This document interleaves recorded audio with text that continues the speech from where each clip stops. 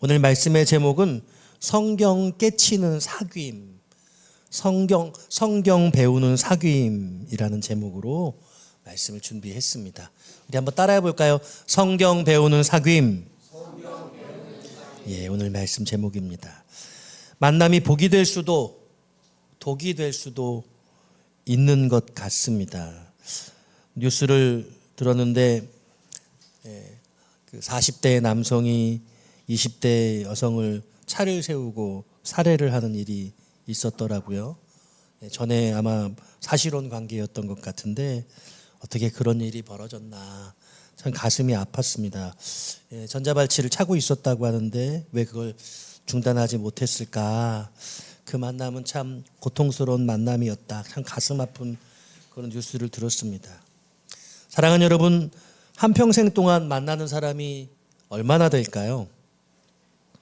살아가며 수없이 많은 사람들이 스쳐 지나갑니다.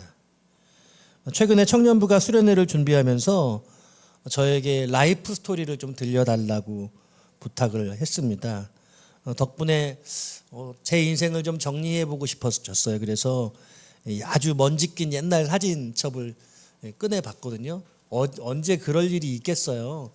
생전 가야 안 보는데 요즘에 아마 20대 청년들까지는 사진첩이 없지 않을까. 다 휴대폰으로 저장하니까 한 해 한 해가 지나가면서 어떻게 살았는지가 정리가 안 되더라고요. 그런데 제가 사진첩을 꺼내보고 깜짝 놀랐습니다. 내가 이렇게 많은 사람들을 만났나? 그리고 더더욱 놀란 건 분명히 사이좋게 사진을 찍었고 그 사진첩에 넣어줄 정도면 소중한 사람들, 기억하고 싶은 사람들이잖아요. 그 사람이 누군지를 모르겠더라고요. 이 사람이 누구지? 예. 너무 많은 교인들을 만나서 그럴까? 아무리 떠올려도 생각이 안 나고 이름도 생각이 안 나고 어떤 관계에 있는 사람인지도 생각이 안 나는 사람들이 있더라고요. 사진첩에 넣어줄 정도의 사람들까지 잊고 사는 그런 인생이 아닌가 그런 생각에 좀 아쉬움이 있었어요. 좀 삶을 좀 잘 정리해야 되겠다. 만남이 소중하지만 영원히 머무르지는 않는 것 같습니다. 소중함에도 그래요. 가는 인연으로 남지만 또 오늘 우리가 이렇게 현장에서 우리의 삶의 오늘이라는 시점에 함께 예배하고 있는 우리 옆에 분들이 얼마나 소중한가 또 더 생각을 하게 되어지는 것 같습니다. 저는 우리들의 만남 가운데 정말로 소중하고 지속적인 사귐이 필요하다는 생각을 하게 되어졌습니다. 그 만남을 어떤 빛깔로 어떤 것으로 채워갈지 우리 마음의 중심에 달려있다는 생각을 하게 됩니다. 대부분의 만남은 필요나 아니면 이익을 같이 함께 공유하며 만나게 되는 것 같아요. 그런데 그리스도인이 지향하는 거룩한 사귐이라는 것은 거기에서 한 걸음 더 본질적으로 나아갑니다. 세상의 만남이 손익계산서를 따지지만 거룩한 사귐은 그보다는 사랑과 섬김을 향해 움직이는 것이죠. 물론 세상에서도 소중한 만남이 있습니다. 여러분 어쩌면 교회 안에서보다 더 가까운 분들이 계실 수도 있겠습니다. 그러할지라도 그 만남 안에 존재하지 않는 게 있죠. 그것은 바로 예수님. 우리 안에 진정한 만남의 중심이 되시는 예수님, 그분이 계셔야 하는 것입니다. 그것이 바로 거룩한 사귐이 되는 것입니다. 사랑하는 여러분, 여러분들의 사귐은 세상적 만남에 가까우세요? 아니면 예수님과 함께하는 거룩한 사귐이라고 하실 수 있습니까? 저는 오늘 여러분들에게 그 사귐에 대한 이야기를 성경 배우는 사귐이라는 제목으로 함께 말씀을 나누려고 합니다. 오늘 이 말씀은 성경지능하라의 세 번째 설교거든요. 성경지능하라 이 말씀 잘 가슴에 안 닿아서 제가 첫 번째 설교를 이렇게 했어요. 따라해 볼까요? 해석은 하나님께 있다. 삶은 해석의 문제라는 거예요. 이 삶을 어떻게 우리가 이해할 것인가. 그런데 하나님이 이 삶을 이해하게 하셔야 되는데 그러기 위해서는 우리가 하나님의 말씀을 가까이 해야 한다는 거죠. 하나님의 말씀을 깊이 이해할 때 하나님의 시선으로 하나님이 해석해 주시는 삶으로 삶을 바라볼 수 있다는 거예요. 오늘 그 세 번째 시리즈 설교인데요. 성경 배우는 사귐. 오늘 본문에 등장하는 사람 어떤 사람입니까? 예루살렘 성전에서 예배를 마치고 돌아가는 길입니다. 여기 한 남자가 마차 위에 앉아 있죠. 그 사람이 누군가요? 에티오피아의 여왕의 국고 맡은 고관, 내시라고 말하고 있어요. 오늘날로 치면 재경부 장관 정도 되는 것 같습니다. 우리나라에서는 부총리급이니까 엄청난 고위직이라고 할 수 있겠죠. 근데 내시였어요. 그가 갖고 있는 화려한 그런 겉모습 뒤에는 채울 수 없는 그런 공허함, 우리가 쉽게 성경을 읽으면서는 이해하기 어려운 그런 부분이 있죠. 그는 이방인이었고 내시였다는 사실. 여러분, 그 이방인이고 내시인 사람이 예루살렘까지 경배하러 왔다는 게 얼마나 놀라워요. 여러분, 주일날 교회 한번 오는 것도 간단한 일이 아니지 않습니까? 그런데 이디오피아에서 왕을 섬기는 그 고관이 그 먼 시간 동안 먼 예루살렘의 여행을 다녀온다는 건 엄청난 결정이었고 대단한 믿음이라고 할 수 있지 않겠습니까? 그런데 예루살렘의 이 종교적인 그런 법에 따르면 이 이방인은 성전의 안뜰에 들어가지 못했죠. 이방인의 뜰은 성전의 내소에서 성전 바깥뜰이 있고 여인의 뜰이 있고 그리고 여인의 뜰 바깥에 이방인의 뜰이 있거든요. 그러니까 이 이방인이 믿음이 좋아서 예루살렘까지 갔는데 성전 구경 못하고 바깥만 왔다 갔다 하다가 돌아온 거예요. 여러분, 어디 관광 가가지고 좋은 거 못 보고 로마에 가면은 로마의 가장 중요한 거 봐야 하잖아요. 그런데 그거 못 보고 로마 갔다 온 거하고 마찬가지 아니겠습니까? 사실은 되게 허무할 수도 있었을 것 같아요. 속상했을 것 같아요. 내가 괜히 왔나? 이런 후회는 하지 않았을까? 그런 생각을 해보게 되어집니다. 하나님의 임재가 있는 곳까지는 들어서지도 못했던 소외던 사람, 그가 바로 이 에티오피아의 국고를 맡은 고관 내시가 아니었을까 생각합니다. 머나먼 예루살렘까지 달려왔지만 여전히 해결되지 않은 영혼의 갈급함을 그는 가지고 있었다. 사랑하는 여러분, 오늘 여러분 예배하실 때 여러분들의 영적인 갈증이 해소되는 은혜가 있기를 주의 이름으로 축원합니다. 우리가 예배드려도 기도해도 말씀 읽어도 이 영적인 갈증이 해소되지 않는다면 그처럼 슬픈 일은 없을 거예요. 오늘 이 내시가 돌아가는 길에 어떻게 얻었는지 두루마리 성경을 펼칩니다. 그가 갖고 있는 막강한 권력과 재원으로 마련하지 않았을까 생각해 봅니다. 그는 이방인이었음에도 불구하고 히브리 성경을 가지고 그 두루마리 성경을 읽을 줄 알았어요. 대단한 박식함이 있었던 것 같습니다.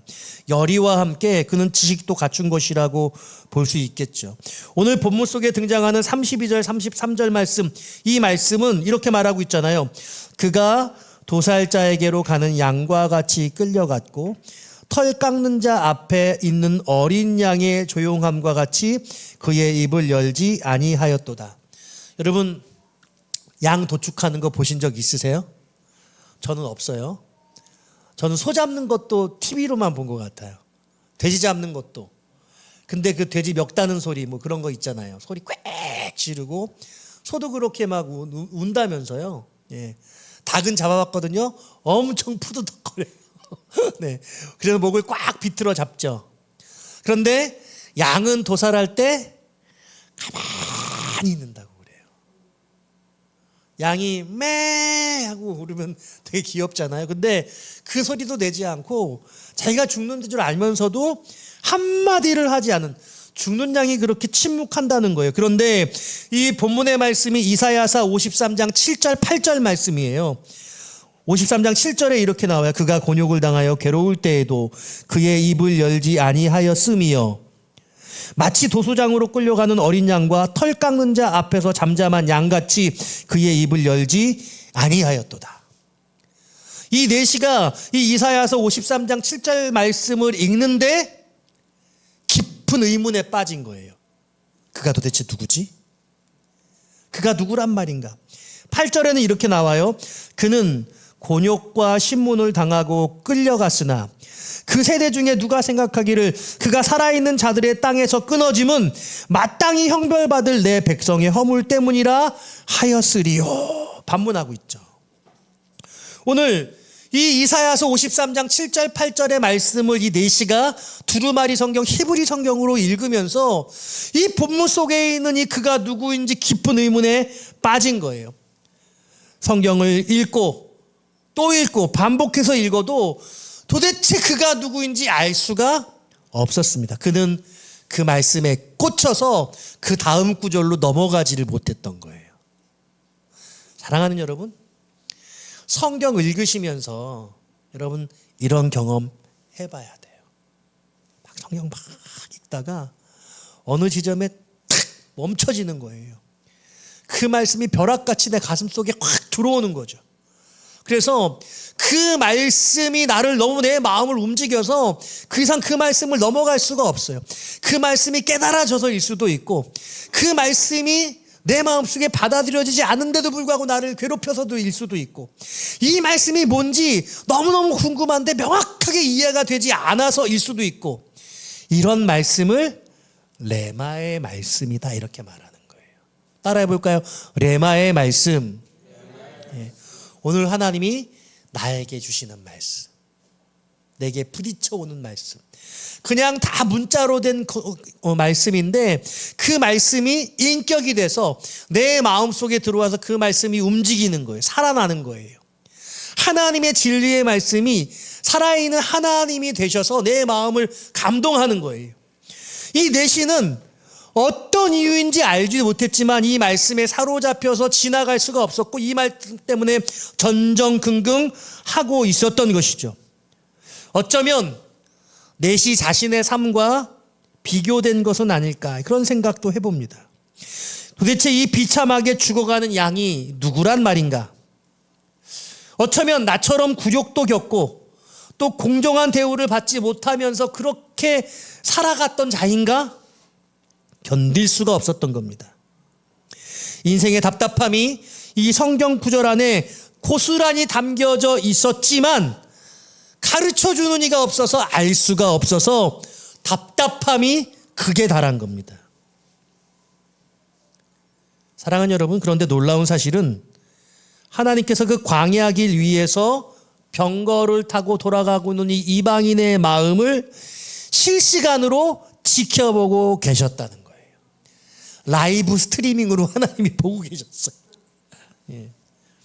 하나님이 여러분들이 혼자 성경 보고 있을 때 하나님이 다 지켜보시고 하나님이 여러분 삶의 일거수일투족을 다 지켜보고 계시는 것을 여러분 믿으시기를 바랍니다. 우리가 홀로 방에서 한숨 짓고 눈물 질 때 여러분들 삶의 현장에서 애절이고 해결되지 않아서 힘들어하고 차마 다른 사람에게는 말할 수 없는 그 모든 인생의 문제들을 우리 하나님은 다 지켜보시고 계시다. 인생의 답이 보이지 않아 한숨 쉬는 그 작은 신음에도 하나님은 놓치지 않고 계신다.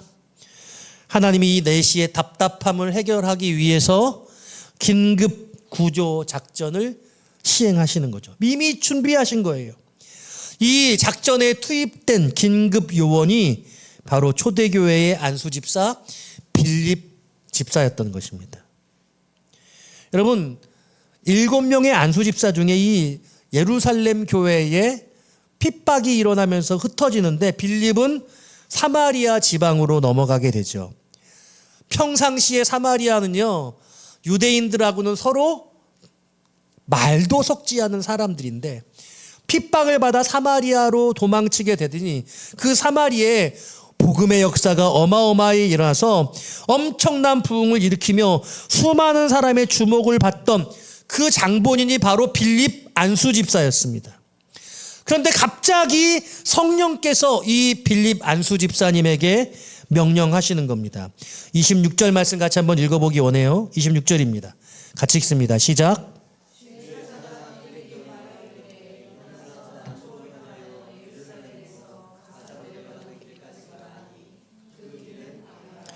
일어나서 남쪽으로 향하여 가사로 내려가는 광야 길까지 가라. 하나님 갑자기 그 사마리아의 좋은 분위기를 내려놓고 광야로 가라고 말씀하시는 거죠. 우리 하나님이 여러분들에게 영문 없이 이해할 수 없는 상황에 이끌어서 여러분들이 그렇게 인도하실 때 여러분들은 순종함으로 나갈 수 있으세요? 왜요, 하나님? 제가요? 어떻게 해요? 싫은데요. 그런데요, 영문은 알지 못하지만 빌립은 그 성령의 인도하심에 순종합니다. 상식적으로 이해할 수 없는 명령이었습니다. 수만 명, 수천 명이 모이는 집회 현장을 떠나 아무도 없는 척박한 광야로 가라니, 하지만 빌립은 묻지 않고 순종한 것이죠. 하나님의 시선이 머무르는 곳으로 자신의 발걸음을 옮긴 것입니다. 광야의 뜨거운 모래바람을 뚫고 그곳에 도착했을 때 멀리서 멋진 마차 한 대가 지나가는 것이죠. 그때 성령께서 다시 빌립에게 말씀하십니다. 29절이에요. 제가 읽어드릴게요. 성령이 빌립더러 이르시되 이 수레로 가까이 나아가라 하시거늘. 수레로 가까이 나아가라고 성령께서 말씀하세요. 빌립은 어떻게 이 음성을 들을 수 있었을까요? 여러분 너무 궁금하지 않아요? 빌립이 어쨌거나 그 음성을 따라 수레 곁으로 다가갑니다. 그랬더니 아마 수레가 빠른 속도로 갔을 테니 어쩌면 헐떡이며 달려가며 따라가지 않았을까, 그런 생각을 하게 됩니다. 빌립은 그 수레 안에서 깜짝 놀랐습니다. 두루마리 성경을 펼쳐놓고 성경을 읽는 소리가 들려오는 것이죠. 빌립이 직감했어요. 아, 하나님께서 이 사람 만나라고 나를 보내셨구나. 나를 여기까지 부르신 이유가 이 마차 때문이었구나. 여러분, 빌립이 다짜고짜 예수 믿으십시오 이렇게 말하지 않았습니다. 여러분 오늘 본문 30절 말씀 같이 읽어볼까요? 30절입니다. 시작. 빌립이 달려가서 선지자 이사야의 글 읽는 것을 듣고 말하되 읽는 것을 깨닫느냐. 읽는 것을 깨닫느냐. 무슨 말인지 알면서 읽으십니까? 이렇게 묻고 있어요. 제가 전에요, 어떤 분에게 당신은 예수를 믿으십니까? 당신은 구원받은 것을 확신하십니까? 그러니까 여러분, 그분이 막 언짢아 하셨어요. 내가 당연히 구원받은 게 분명하지. 나 예수 잘 믿지. 그분이 왜 불편해 하시는지 저는 사실 조금 의아해 했습니다. 저는 그걸 꼭 확인하고 싶었던 거거든요. 오늘 본문 속에서는요, 어떻게 생각하면은 여러분, 누군가 여러분들에게 너 지금 이해는 하면서 읽니? 라고 물은다면 어쩌면 기분 나빠할 수도 있을 텐데, 나 다 알지. 어떻게 내가 이것도 모를까봐 이렇게 퉁명스럽게 기분 나쁘게 답변할 수도, 사실은 모르면서 그렇게 답변할 수도 있었을 텐데 정말로 이 내신은 궁금했던 거예요. 그래서 31절에 이렇게 말합니다. 대답하되 지도해 주는 사람이 없으니 어찌 깨달을 수 있느냐. 그러면서 올라오셔서 이 말씀을 나에게 좀 설명해 달라고 요청하는 겁니다. 이 이름 모를 유대인 남자를 자신의 수레로 청하는 것입니다. 그러니까요, 좁은 마차 안에 인종도 다르고 신분도 알지 못하는 사이끼리 이 두 사람이 서로 성경을 이해하고 성경을 묻기 위해 마주 앉는 모습을 보여주는 것이죠. 바로 이 빌립은 내시가 읽더니 이사야의 본문에서 시작해서 이 본문 속에 등장하는 그가 누구인지, 그분이 바로 예수 그리스도이시고 핍박을 받으시고 십자가에 죽으셨다는 이 사실을, 도살장에 끌려가는 양처럼 아무 저항 없이 죽으신 그분이 바로 예수 그리스도이심을 증언했던 것이에요. 여러분, 얼마나 놀라워요. 얼마나 감격적이에요. 여러분, 요즘 현대인이 예수님이 하나님의 아들이라는 지식을 모르는 사람이 어디 있습니까? 예수님이 십자가에 죽으시고 3일 만에 다시 부활하셨다는 그 정보를 모르는 사람이 어디 있습니까? 그냥 그것이 기독교의 진리이고 지식일 뿐이지 나와는 하등에 상관없는 것이라고 그렇게 생각하지 않습니까? 어쩌면 예수 믿는다고 하는 우리들도 그 예수님의 십자가의 죽음이 어떤 의미인지 정말 그 말씀이 진리로 내 마음속에 충격처럼 와닿는 그런 경험이 여러분들에게 있으셨는지 모르겠어요. 오늘 이 4시의 사건은 그야말로 충격적인 사건인 거예요. 4시는 멀리 에티오피아부터 기독교에 대한, 교회에 대한 그런 신앙을 가지고 있던 것이고, 하나님을 알기 위해서 멀리 예루살렘까지 여행을 결정하고, 그리고 그 두루마리 성경을 처음부터 가지고 있었는지 아니면 예루살렘에서 그 두루마리를 구했는지 알 수 없으나 그 두루마리 성경을 읽으면서 그 두루마리 성경의 내용을 알고 싶은 간절한 마음을 가지고 있었던 것이죠. 그리고 이 진리의 말씀을 깨닫게 되는 놀라운 역사를 경험하는 거예요. 사랑하는 여러분, 성경을 읽으면요, 성경은 6,000년의 역사를 기록하고 있는데, 구약 성경은 4,000년의 역사를 가지고 있는데, 이 4,000년의 역사 가운데 성경 각 권이 시대별로 다른데, 성경을 읽을 때마다 그 성경 곳곳에서 오실 예수 그리스도, 우리를 대속하실 그 예수 그리스도를 바라보고 있거든요. 그 성경의 말씀 가운데 그 예수 그리스도를 만날 때 그 감격과 그 놀라운 충격이 얼마나 놀라워요. 그분이 나를 위해 죽으셨고 그 놀라운 십자가의 사랑을 우리 하나님께서 인류가 시작될 때부터 준비해 두셨다는 사실을 깨닫게 될 때 믿지 아니하고는 우리는 견딜 수가 없는 거예요. 할렐루야. 그리고 오늘 이 4시를 위해서 하나님께서 빌립을 보내셔서 두 사람이 이 놀라운, 세상이 알 수 없는 영적인 스파크, 그러니까 성경 배우는 사귐이 이 한 번에 일어나고 있다라고 하는 것이죠. 이 사귐이 그냥 한 번의 지식 전달로 끝나지 않았습니다. 오늘 본문 36절은 이렇게 말해요. 길 가다가 물 있는 곳에 이르러 그 4시가 말하되, 보라, 물이 있으니 내가 세례를 받음에 무슨 거리낌이 있느냐. 성경에 보니까요, 신앙생활 막 6개월하고 1년에서 세례 받는 게 아니더라고요. 한 번에 성령께서 임하시니까요, 그 진리의 말씀을 깨닫게 되고 예수가 그리스도라는 사실을 알게 되어지고 마음에 조금도 거리낌이 없이 물을 만나자 세례를 베풀어 달라고 청해서 오늘 세례를 받는 역사가 나타나고 있더라. 오늘 얼마나 귀한 일들이 일어나고 있습니까?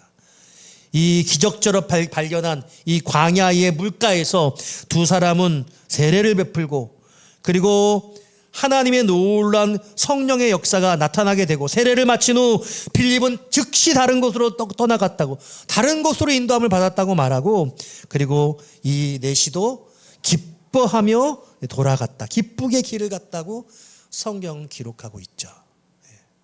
이들은 다시 만났다는 기록도 없어요. 그냥 오늘 한 번 만난 것입니다. 잠시 만난 거예요. 그런데 그 한 번의 만남이 예수 그리스도를 만나게 해주는 만남이 되고, 세례를 받게 하는 만남이 되고, 그 인생이 완전히 뒤바뀌는 역사적 만남, 구원적 만남이 된 것입니다. 자, 말씀을 정리해 볼게요. 사랑하는 여러분, 여러분은 성경을 가르쳐주고 성경을 배우는 그런 만남을 가지고 있으세요? 여러분 만남 안에 여러분 누구와 만나서 무슨 일을 하세요? 만나면 밥 먹고, 만나면 차 마시고, 만나면 운동하고 이것저것을 하잖아요. 그런데 여러분들이 만나는 그 만남 가운데 성경을 가르쳐주고 성경을 배우고 이런 사귐이 있냐고요. 신앙생활을 오래 하더라도 그런 만남이 그렇게 많지는 않아요. 교회에서 성경 공부하면요, 그건 제도적으로 같이 성경 공부하자 모여서 우리를 성경 공부를 더 격려하기 위해서, 더 말씀 우리가 잘 배우기 위해서 시스템적으로 그런 걸 할 수는 있어요. 그런데 어쩌면 우리 인생에서 필요한 것은 그런 제도적인 그런 만남, 제도적인 성경 공부가 아니라 지극히 개인적이고 사적인 사귐이에요. 그런데 그 사귐 안에서 하나님의 말씀이 궁금해서 그 말씀을 묻고, 그 하나님이 궁금한 말씀을 질문을 받아서 그 질문에 대해서 답해주고, 그게 너무나 놀랍게 우리에게 기쁨이 되고 은혜가 되는 그런 관계가 있냐는 거죠. 저는 오늘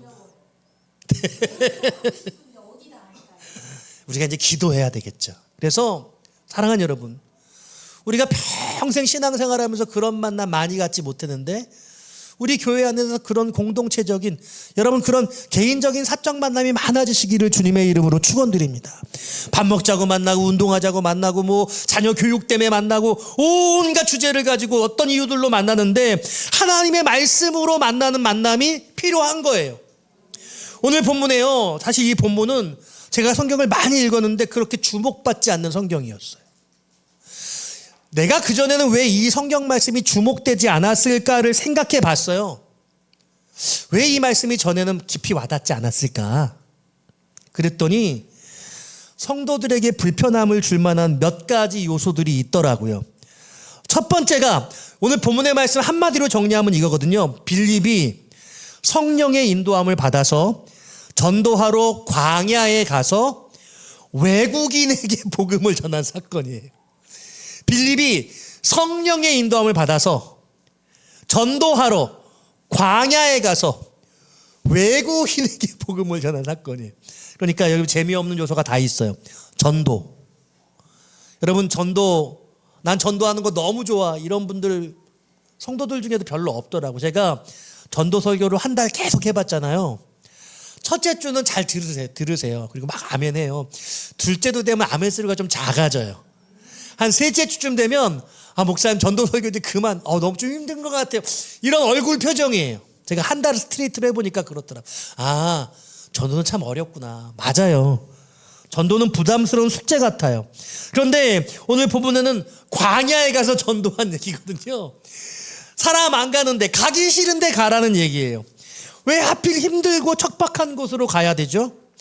더더군다나 뭐 주변 사람한테 전도하는 게 아니라 외국인한테 전도하라는 거예요.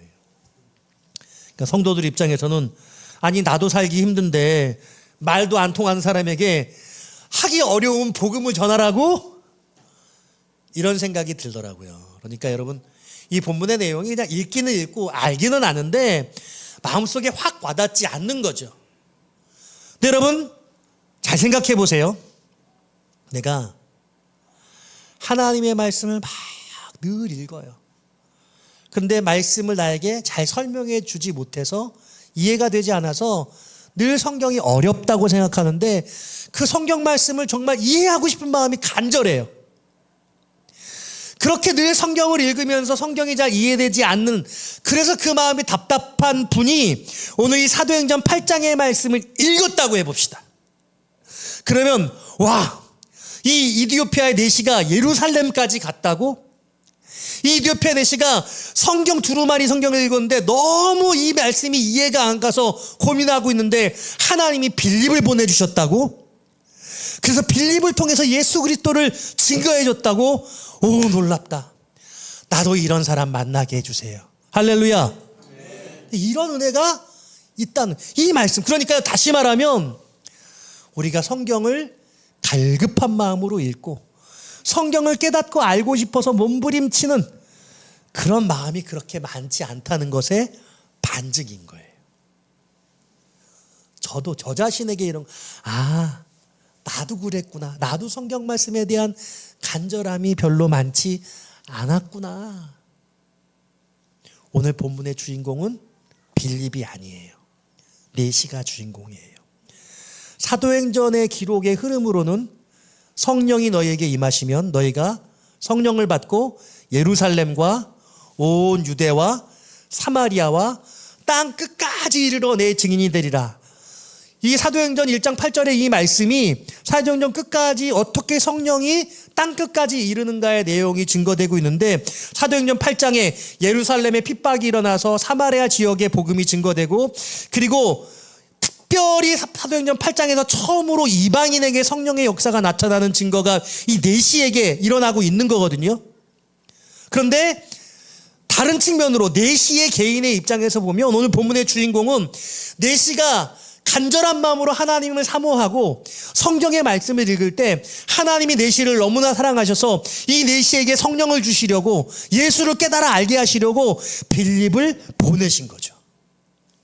그러므로 여러분들이 하나님의 말씀을 사모하고 읽기를 즐거워하고 하나님의 뜻대로 살고자 여러분들이 몸부림치고 있으면 하나님이 하나님의 방법으로 여러분들에게 하나님의 사람들을 보내주실 것이다. 할렐루야.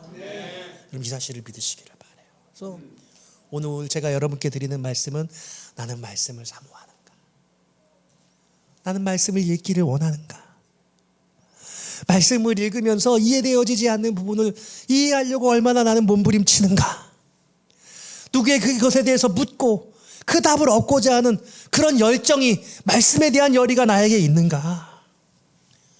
오늘 저는 이 말씀을 드리는 거죠. 그래서 오늘 이 설교 들으신 여러분들마다 지금 나에게 필요한 것은 성경에 대한 뜨거운 열정과 사랑, 그리고 이 성경을 나눌 수 있는 사귐이 필요하다. 우리 교회 안에 올해 들어서 여러 그룹별로 내가 스스로 성경 읽기를 여러분들이 결심하시고 소그룹을 만들어서 단톡방을 만들고 성경 읽으면서 성경 읽었어요 체크하고 그러고 있잖아요. 여러분 너무 잘하고 계세요. 너무 감사해요. 여러분 이 성경 읽는 가운데 소그룹 안에서 성경 읽으면서 나 오늘 이 부분 읽으면서 나 이 부분 참 궁금해요. 이런 나눔이 좀 있었으면 좋겠어. 단톡방으로만 나누는 게 너무 아쉬워서 만나가지고 이 말씀들이 막 나눠지는 그런 은혜가 있었으면 좋겠어요. 만나서 이야기했더니 그 말씀의 깨달음이 너무 기뻐서 마음이 흐뭇하고 말할 수 없는 하나님이 주시는 기쁨, 성령의 은혜가 있었으면 좋겠어요. 소그룹마다 단톡방마다 이런 일들이 난다면 우리 교회에 성경 읽기에 놀라운 역사가 나타나고 바로 그게 하나님의 진리를 깨닫게 하는 거룩한 교회 공동체를 이뤄가는 거죠. 그래서 목사에게 물으셔도 좋지만 저에게 다가오기 부담스러우시면 옆에 있는 분들, 그리고 꼭 성경을 잘 아는 사람에게만 묻지 않아도 돼요. 같이 함께 서로 물으면 질문 받은 사람도 나도 잘 모르는데 그러고 그분에게도 성경을 도전하는 그런 기회가 될 수 있지 않습니까? 그러므로 거룩한 이 사귐이라고 하는 것은 우리 나와 너만의 만남이 있는 것이 아니라 그 안에 성령 하나님이 계시고 그리고 하나님의 말씀이 있어서 그 성령 하나님과 성부 하나님과 성자 예수님과 말씀의 거룩한 교제가 함께 일어날 때 그 만남이 거룩한 사귐이 되는 겁니다. 오늘 이 사귐의 은혜가 저와 여러분들에게 넘치게 되시기를 주님의 이름으로 축원드립니다.